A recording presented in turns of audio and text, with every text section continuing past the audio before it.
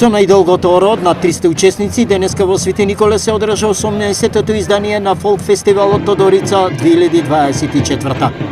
Се обидовме два пати да го направиме, еднаш во центарната градот, мислам дека снимавте, втор пат тука на площадот и се надам дека тоа е преубаво, беше тоа преубаво за гледање за оваа публика што е тука денеска во Свети Николе. За градоначалникот Дејан Владев, на пријатната атмосфера кумуваше и времето.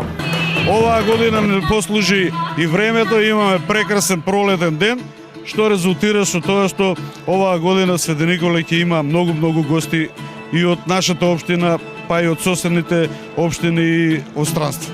Убави зборови за фестивалот не штедеше и амбасадорот на Австрија во Македонија Мартин Памер, кој најави збртенување на градот Свети Николе со град во Австрија. Ми сме веќе причали о томе. Веќе зборував со градоначалникот Дејан Владев за оваа идеја.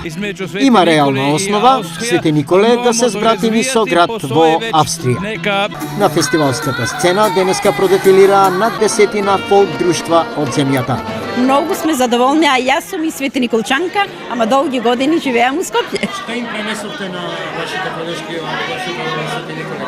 Да дојдат што помасовно. Ова манифестација од година на година е се поголема.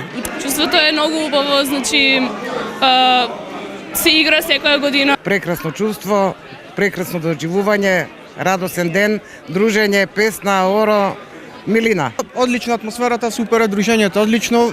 Мотивација за младите да се негува традицијата македонска. Свети Николчани, како и обично, расположени и весели. Убаво. Што значи тоа убаво? Па да се види со народ. Пријатно се чувствуваме, гледаме народ раздвижен, ќе има и да добра веселба. Прошетаме да видиме традицијата каква е, пошто овдека доаѓаат со народни ношњи од други места. Добар е, зашто? Добар празник. Пролетен прв празник. Супер. Не треба поише. Традиционално, со години наред, Тодорица е важен ден за граѓаните на Свети Николе. Со игра и песна, како што велат, го чествуваа доаѓањето на пролетта.